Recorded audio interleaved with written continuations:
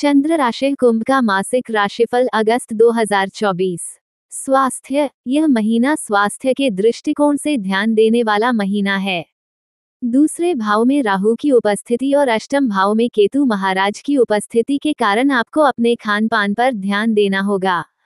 आप कैसा भोजन करते हैं, कब भोजन करते हैं और कितनी बार भोजन करते हैं, ये भी महत्वपूर्ण होगा। आपका लापरवाही भरा रवैया और खान पान के प्रति उदासीनता या समय समय पर भोजन न करना आपको नुकसान दे सकता है। बासी भोजन पेट में समस्या और खाद्य पदार्थों से संबंधित समस्या को जन्म दे सकता है, इसलिए अपने स्वास्थ्य पर अवश्य ध्यान बनाए रखें। आपकी छोटी सी सावधानी आपको अच्छा स्वास्थ्य बनाए रखने में मदद कर सकती है। सूर्य के छठे भाव में रहने से और रोग प्रतिरोधक क्षमता में बढ़ोतरी होगी और रोगों पर नियंत्रण रहेगा। हालांकि 16 अगस्त को सूर्य छठे भाव से निकलकर सप्तम भाव में जाएंगे और 22 अगस्त को बुध छठे में लौट आएंगे तथा शुक्र 25 को अष्टम में चले जाएंगे और मंगल भी पंचम भाव में 26 अगस्त से होंगे, तो ये स्थितियां आपके उदर रोग और उससे संबंधित समस्याएं दे सकती है, इसलिए सावधानी रखें और उचित समय पर उपचार करा लें। करियर के दृष्टिकोण से यह महीना आपके लिए अनुकूलता लेकर आने वाला है। दशम भाव के स्वामी मंगल महाराज चौथे भाव में बैठकर देवगुरु बृहस्पति के साथ दशम भाव को देखेंगे, जिस कार्यक्षेत्र में अच्छी स्थितियां रहेंगी। आपके काम में मजबूती रहेगी, आपका प्रभुत्व बढ़ेगा और आपके काम को सराहना प्राप्त होगी। आप जो भी काम करेंगे उसे मजबूती के साथ करेंगे, जिससे नौकरी में आपकी स्थिति प्रबल होगी। आपके वरिष्ठ अधिकारी भी आपके काम से प्रसन्न नजर आएंगे और आपको किसी न किसी रूप में पुरस्कृत कर सकते हैं। 26 अगस्त से मंगल पंचम भाव में चले जाएंगे, जो कि दशम भाव से अष्टम भाव है। इससे आपको अपनी नौकरी में बदलाव करने में कोई सफलता मिल सकती है। यदि आप लंबे समय से नौकरी बदलना चाह रहे थे तो इस दौरान कोई ना कोई अवसर आपको मिल सकता है, जिससे आपकी वर्तमान नौकरी में बदलाव आने के योग बन सकते हैं।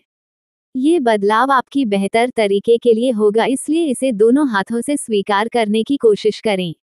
सूर्य महाराज महीने की शुरुआत में छठे भाव में विराजमान रहेंगे, जिससे सरकारी क्षेत्र से भी नौकरी के अवसर मिल सकते हैं। यदि आप कोशिश कर रहे हैं तो आपको सफलता मिलेगी, और यदि आप पहले से ही सरकारी सेवा में हैं तो इस दौरान और अधिक लाभप्रद समय रहने वाला है। व्यापार करने वाले जातकों के लिए महीने का शुरुआत बहुत अच्छे परिणाम लेकर आएगा।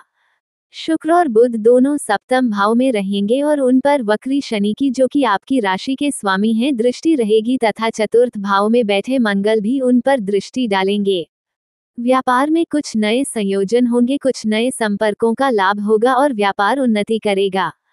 16 अगस्त से सूर्य भी सप्तम भाव में आकर व्यापार को पूर्ण उन्नति की राह पर आगे बढ़ाएंगे, जिससे आपको अच्छी सफलता प्राप्त होगी।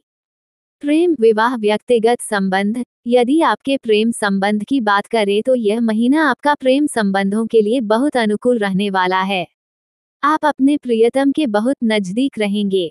आप दोनों के बीच अंतरंग संबंधों में बढ़ोतरी रहेगी। रोमांस से भरा माहौल रहेगा। एक दूसरे को भरपूर प्रेम देंगे। आपकी अपने प्रियतम से विवाह की बात भी पक्की हो सकती है, जिससे आप फूले नहीं समाएंगे। इस प्रकार यह महीना आपको हर तरह की खुशी दे सकता है, लेकिन पंचम भाव के स्वामी बुध महाराज वक्री अवस्था में 22 अगस्त को कर्क राशि में वापस लौट आएंगे। ये समय आपको समस्या दे सकता है। छोटी से छोटी बात भी आप दोनों के बीच झगड़े का कारण बन सकती है, इसलिए वाणी पर संयम रखें, क्योंकि ज्यादा बोलना आपको नुकसान दे सकता है। इसलिए कम से कम बातचीत करें और धीरे धीरे अब समय को व्यतीत कर लें।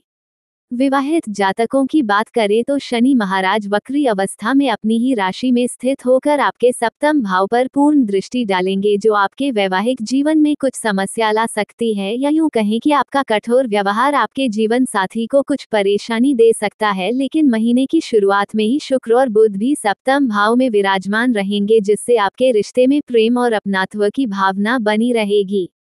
मंगल की दृष्टि भी सप्तम भाव पर होने से बीच बीच में कहासुनी होने या झगड़े की स्थिति बन सकती है, जिसे समय रहते आपको सुलझाना होगा। बुध के 22 अगस्त को छठे भाव में चले जाने और शुक्र के 25 अगस्त को अष्टम भाव में तथा मंगल के पंचम भाव में 26 अगस्त को चले जाने से वैवाहिक जीवन में आपको उतार चढ़ाव का सामना करना पड़ सकता है, इसलिए सावधानी के साथ इस महीने को व्यतीत करने पर ध्यान दें। सलाह, आपको श्री राधा रानी जी की उपासना करनी चाहिए। शुक्रवार के दिन स्फटिक की माला माता श्री महालक्ष्मी जी को अर्पित करें। आपके लिए शनि देव के बीज मंत्र का जाप करना भी लाभदायक रहेगा। शनिवार के दिन राधा कृष्ण नाम का जाप करने से आपके सभी मनोरथ सफल होंगे।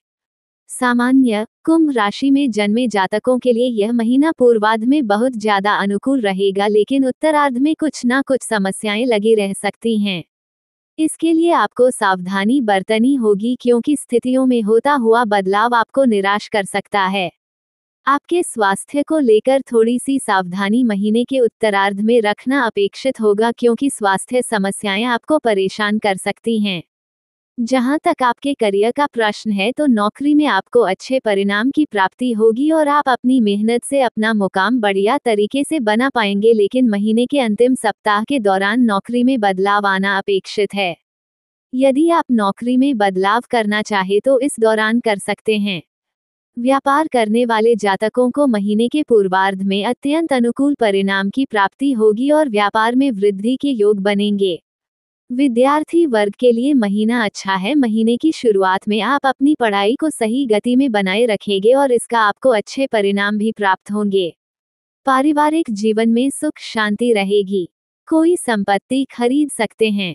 प्रेम संबंधों के लिए यह महीना अनुकूल है। जहां तक विवाहित जातकों की बात है, तो आपको भी अच्छे परिणाम मिलेंगे। अपने रिश्ते को संभालना और उसे प्यार से आगे बढ़ाना आपको समझ आएगा और इसका आपको लाभ मिलेगा। महीने की शुरुआत में व्यापार के सिलसिले में विदेश जाने का मौका भी मिल सकता है। आर्थिक रूप से थोड़ी सावधानियां रखनी होगी और खर्चों को नियंत्रण में करने की आवश्यकता होगी। वित्त, यदि आपकी आर्थिक स्थिति को देखा जाए तो यह महीना आर्थिक तौर पर मध्य परिणाम लेकर आने वाला है। दूसरे भाव में राहु की उपस्थिति होने के कारण धन संचय करने में कुछ समस्या हो सकती है। आपको धन को लेकर सहजता रहेगी। आप समझ नहीं पाएंगे कि क्या करें और कैसे अपने धन को निवेदिता करें। इसी असमंजस में आपका धन खर्च भी हो सकता है।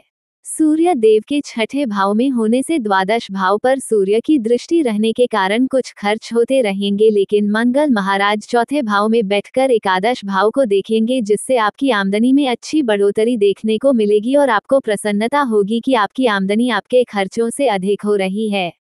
आपकी दैनिक आमदनी में बढ़ोतरी के योग बनेंगे, लेकिन महीने का उत्तरार्ध और विशेषकर अंतिम सप्ताह चुनौतीपूर्ण रहने वाला है। इस दौरान बेतहाशा खर्च में बढ़ोतरी होगी, जो आपकी आर्थिक स्थिति को हिलाकर रख सकती है। इसलिए पहले से ही इस बारे में सोचकर रखें कि अपने खर्चों को किस तरह से नियंत्रित करना है, ताकि आपकी आर्थिक स्थिति बिगड़ने न पाए और आप सामान्य रूप से अच्छा जीवन व्यतीत कर सकें। किसी भी तरह के नए निवेश के लिए ये समय उचित नहीं है, इसलिए सावधानी रखें। मित्र एवं परिवार, यह महीना पारिवारिक तौर पर कुछ उतार चढ़ावों से भरा रहने की संभावना है। दूसरे भाव के स्वामी देव गुरु बृहस्पति महाराज चौथे भाव में मंगल महाराज के साथ विराजमान रहेंगे, जिससे परिवार में बुजुर्गों का सम्मान होगा, उनकी बातों को महत्व मिलेगा। परिवार में आपसी प्रेम और जिम्मेदारी का भाव रहेगा। सहन क्षमता बढ़ेगी, जिससे परिवार के लोग एक दूसरे का हित चाहेंगे। इस दौरान कोई पारिवारिक संपत्ति खरीदने में भी सफलता मिल सकती है, जिससे परिवार की आमदनी भी बढ़ेगी और परिवार के सदस्यों के बीच और ज्यादा खुशी का माहौल रहेगा। दूसरे भाव में राहु के उपस्थित होने से कुटुंब के लोग किसी न किसी बात पर कोई विवाद खड़ा कर सकते हैं, इसलिए थोड़ी सी सावधानी रखकर चलना होगा और किसी को भी हर बात बताने से बचना होगा। चौथे भाव के स्वामी शुक्र महाराज सप्तम भाव में विराजमान रहेंगे, जिससे आपके जीवन साथी की भूमिका भी पारिवारिक जीवन में बहुत ज्यादा महत्वपूर्ण रहेगी और वो प्रसन्नचित रहेंगे, जिससे परिवार का माहौल भी सकारात्मक रहेगा और परिवार में खुशियां रहेंगी। मंगल के 26 अगस्त को पंचम भाव में चले जाने से पारिवारिक जीवन में और भी ज्यादा खुशियों का सिलसिला बढ़ेगा। आपको अपनी संतान को लेकर कुछ समस्याओं की चिंता रहेगी। भाई बहनों से आपके संबंध सुकून रहेंगे, वह आपके सुख का कारण बनेंगे। आपकी मदद करेंगे और आपके कार्यों में सफलता दिलाने में वह आपके साथ खड़े नजर आएंगे। इससे आप और अधिक आत्मविश्वास से लबरेज रहेंगे जो आपके कार्यों में सफलता दिलाएगा।